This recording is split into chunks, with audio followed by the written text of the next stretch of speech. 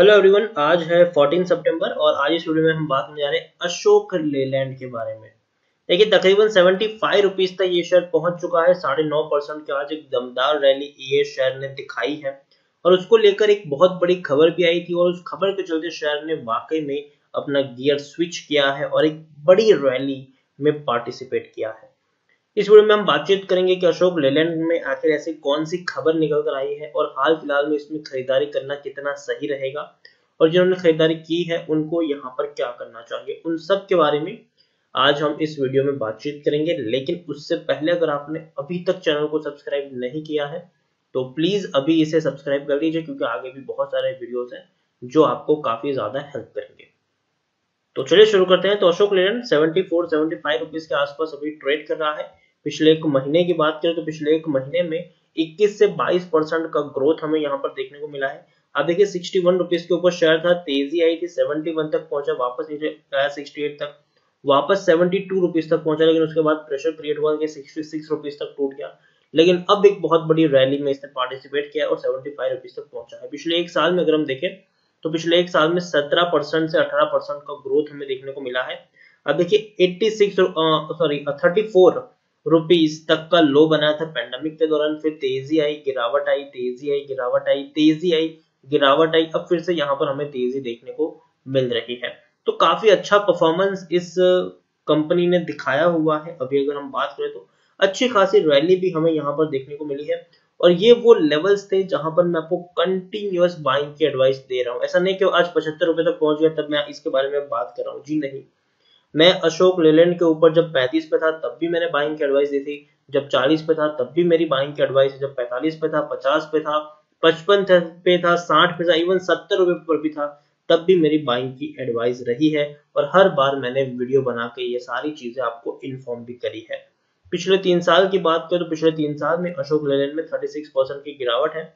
165 रुपए तक का हाई बना था और आप देखिए शेयर कंटिन्यूस टूटा है, 34 रुपए तक का लो भी बना है, लेकिन बाद में बढ़िया रिकवरी यहाँ पर अब देखने को मिल रही है। लार्ज कैप शेयर है ये, 20,560 करोड़ के आसपास का इसका मार्केट कैप है। एनएससी में देखेंगे तो 9 करोड़ से भी ज्यादा का इसका वॉल्यूम ट्रेड हमें देखने को मिल रहा है। शेयर होल्डिंग की मैं बात करूं तो आप देखिए प्रमोटर जो है वो यहाँ पर हिंदुजा ऑटोमोटिव लिमिटेड 34.73% की होल्डिंग, हालांकि 10% जितनी प्रमोटर की होल्डिंग यहाँ पर गिरवी भी देखने को मिल रही है। 20 म्यूचुअल फंड स्कीम का पैसा लगा है और तकरीबन 250 जितने एफआईज ने भी अपना पैसा लगाया है। इंडिविजुअल इन्वेस्टर होल्डिंग 15% के आसपास देखने को मिली है और यहाँ पर देखिए FIIs mutual fund insurance company का एक बहुत बड़ा पैसा भी यहाँ पर लगा हुआ है।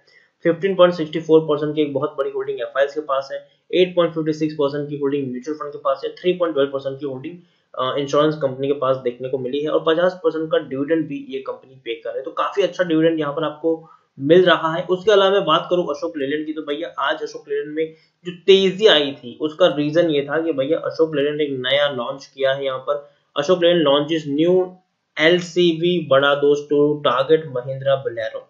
तो देखिए इन्होंने काफी बड़ा एक नया व्हीकल लॉन्च किया है और इस लॉन्च के चलते काफी बढ़िया रैली हमें देखने को मिली है।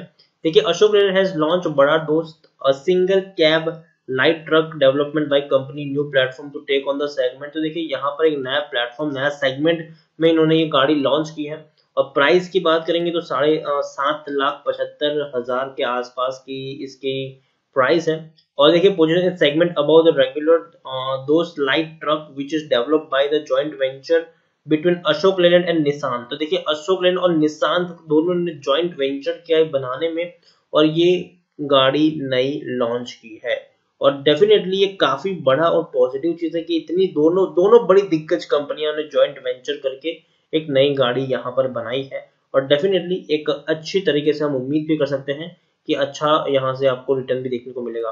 देखिए it will be the first Ashok Leyland produce addresses the LCV segment development इस ओन प्रोडक्ट। देखिए पहली बार है कि अशोक लेलैंड ने ये डेवलप्ड किया है।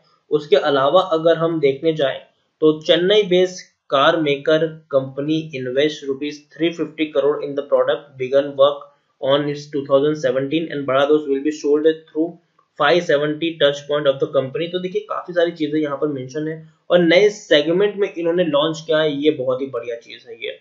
तो एक नया सेगमेंट को टच करने की कोशिश की है इस कंपनी ने और जिस तरीके की गाड़ी और जिस तरीके का व्हीकल इन्होंने लॉन्च किया उसको मार्केट काफी पॉजिटिव तरीके से दिख रहा है और कंपनी मानती है कि ये एक अच्छे सेगमेंट में मतलब बड़े का, और मार्केट मानती है कि काफी बड़े और अच्छे सेगमेंट में कंपनी ने एंट्री भी की हुई है। उसके अलावा अगर हम यहाँ पर बात करने जाए अशोक लेलैंड के बारे में अगर मैं बात करूँ, तो टेक्निकल रेटिंग काफी अच्छी इसकी देखने को मिल रही है। According to Moneycontrol user 83% लोग खरीदने की सलाह दे रहे हैं, 2% लोग होल्ड करने की बात करें, मतलब 85% लोगों का पॉजिटिव व्यू है, जबकि 15% लोगों का यहाँ पर नेगेटिव व्यू भी देखने को मिल रहा है। इसके अलावा अगर हम देखें तो काफी ज्यादा लोगों की पॉजिटिव रेटिंग यहाँ पर देखने को मिली है। आप देखिए यहाँ पर एसपीएस सिक्योरिटीज का कहना है कि अशोक लेलैंड में बाइंग की रेटिंग है और 87 रुपीज का टारगेट प्राइस भी उन्होंने रखा हुआ है। उसके अलावा देखें तो हालांकि जून क्वार्टर पेंडेमिक का क्वार्टर था और ऐसे में कंपनी को 385 करोड़ का नुकसान भी हुआ था, लेकिन वो हम सब जानते थे कि भैया वो नुकसान तो होगा ही होगा, क्योंकि लॉकडाउन का टाइम था, कंपनी की जो पूरी की पूरी सप्लाई चेन थी वो डिस्टर्ब हो चुकी थी, प्रोडक्शन पूरा का पूरा बंद हो चुका था, तो जो बिकवाली है वो ज्यादा हो नहीं रही थी गाड़ियों की, तो डेफिनेटली काफी बड़ा इनको नुकसान वहां पे झेलना पड़ा। लेकिन अब धीरे धीरे अनलॉक के फेज में हम आ चुके हैं, और जिन कंपनी को सबसे ज्यादा नुकसान हुआ है जून क्वार्टर में, याद रखे वो कंपनी आने वाले दिन में अच्छा खासा प्रॉफिट कमाकर आपको दे भी सकती है। दूसरी तरफ अगर हम देखें तो काफी बड़ी होल्डिंग यहाँ पर प्रमोटर के पास है, 45.36% को प्रमोटर ने अपनी होल्डिंग को मेंटेन किया है। बस एक नेगेटिव पॉइंट यहाँ पर वो है कि प्रमोटर के द्वारा जो गिरवी शेयर्स है वो धीरे धीरे इंक्रीज हुए हैं। 6.66% की जो प्रमोटर की होल्डिंग है वो 10.88% के आसपास देखने को मिल रही है गिरवी शेयर्स की, लेकिन फिर भी अभी भी बहुत बड़ा पैसा एफआईएस म्यूचुअल फंड और इंश्योरेंस कंपनी का यहाँ पर लगा है। और आप देखिए एफआईएस ने भले अपनी होल्डिंग में कट डाउन किया हो, 21% की होल्डिंग भले ही आपको 17% तक पहुंचती हुई देखने को मिली है, लेकिन म्यूचुअल फंड और इंश्योरेंस कंपनी ने काफी बड़ी खरीदारी की है। 6.24% की म्यूचुअल फंड की होल्डिंग 9.66% है, इंश्योरेंस कंपनी की 1.92% की होल्डिंग 3.52% देखने को मिली है। दूसरी तरफ अगर हम बात करने जाए तो ऑटोमोबाइल सेक्टर में आज बहुत बड़ी तेजी देखने को मिली है, और जिस तरीके से मार्केट आगे बढ़ रहा है ऑटोमोबाइल सेक्टर के लिए काफी बढ़िया और अच्छी सिचुएशन आने वाले दिनों में क्रिएट हो सकती है, क्योंकि जो डिमांड है गाड़ियों की वो धीरे धीरे लौट के आ रही है। पिछले 3 साल से अगर हम देखेंगे तो 2018 से ही ऑटोमोबाइल सेक्टर एक बड़ी मंदी के दौर से गुजर रहा था, लेकिन अब धीरे धीरे जो डिमांड है वो लौट के आ रही है, और अशोक लेलैंड एक बहुत ही बढ़िया और उम्दा कंपनी है, और पिछले काफी वक्त से मेरी यहाँ पर बाइंग रेटिंग है, और अभी भी मुझे लगता है कि अभी भी बड़ा दमखम है इसमें, अभी भी शेयर में दमखम है कि 80 रुपए तक जा सकता है। तो खरीदारी की है तो बने रहने की सलाह है, फ्रेश बाइंग करना चाहो तो कर सकते हो, लेकिन जैसा कि मैंने कहा कि एक साथ एक ही प्राइस पर बहुत सारी क्वांटिटी मत खरीदना। अब देखिए शेयर 61 पे था, तेजी आई 71 तक पहुंचा, वापस गिर के 68 पे पहुंचा, वापस 72 तक आया, वापस 68 तक पहुंचा, वापस 66 तक पहुंचा, लेकिन फिर तेजी आई। तो देखिए तेजी और गिरावट आती रहेगी, तो गिरावट में पैनिक करने की जरूरत नहीं है, और तेजी में आप चाहे तो बने भी यहाँ पर रह सकते हैं। तो मैं यही कहूंगा कि जब भी गिरावट आए थोड़ी थोड़ी क्वांटिटी आप ऐड कर सकते हो, और कम से कम यहाँ पर 1 साल का प्लान लेकर चलिए, अच्छी क्वालिटी का शेयर है, धीरे धीरे बाकी सेगमेंट में भी कंपनी एंटर कर रही है, और अभी भी कंपनी के पास फाइनेंशियली अगर मैं बात करूँ, लिक्विडिटी की बात करूँ, तो वो काफी स्ट्रॉन्ग पोजीशन पे अशोक लेलैंड अभी भी देखने को मिल रहा है। तो बने रहने की सलाह है, फ्रेश बाइंग करना चाहो तो करो, लेकिन जैसे कि मैंने हमेशा कहा है, एक बहुत बड़ी क्वांटिटी मत खरीदो, ये सोच के खरीदारी करो कि आपको यहाँ पर एवरेजिंग करने की जरूरत पड़ेगी ही पड़ेगी। तो इसी के साथ वीडियो को एंड करूंगा। अगर आपको वीडियो पसंद आया हो तो प्लीज इसे लाइक कर शेयर करें, अगर आप चैनल को पहली बार आए तो प्लीज सब्सक्राइब करें, और अशोक लेलैंड के बारे में आप क्या सोचते हैं वो भी